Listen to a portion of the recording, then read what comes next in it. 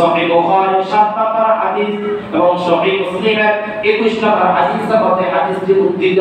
নবী মুহাম্মদুর রাসূলুল্লাহ সাল্লাল্লাহু আলাইহি ওয়াসাল্লাম বলেন, বুনিয়াল ইসলাম আলা খামসিন শাহাদাতি আল্লা ইলাহা ইল্লাল্লাহ ওয়া আন্না মুহাম্মাদান আবদুহু ওয়া রাসূলুহু ওয়া ইকামিস সালাহ ওয়া ইতাইজ যাকাহ ওয়াল হজ ওয়া সাওম রমাদান। চিৎকার দিয়ে বলছি আল্লাহু আকবার।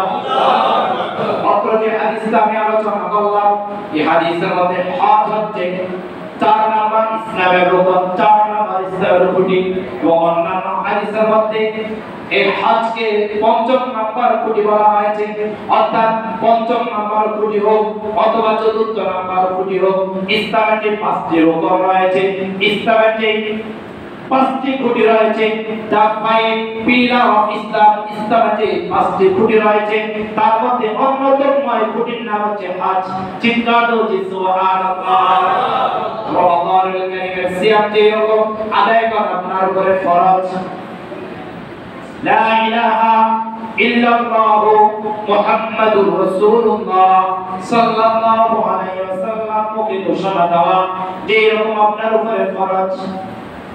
নবী মুহাম্মদুর রাসূলুল্লাহ সাল্লাল্লাহু আলাইহি ওয়াসাল্লাম ঈমান আনয়ন করা যেরকম ফরজ, যাকাত প্রদান করা আপনার উপরে যেরকম ফরজ, ঠিক সেরকম ফরজ হচ্ছে হজ। আল্লাহর হাবিব মুহাম্মদুর রাসূলুল্লাহ সাল্লাল্লাহু আলাইহি ওয়াসাল্লাম বলেছেন, বুনিয়াল ইসলাম আলা খামস, ইসলামের খুঁটি হচ্ছে 5টি।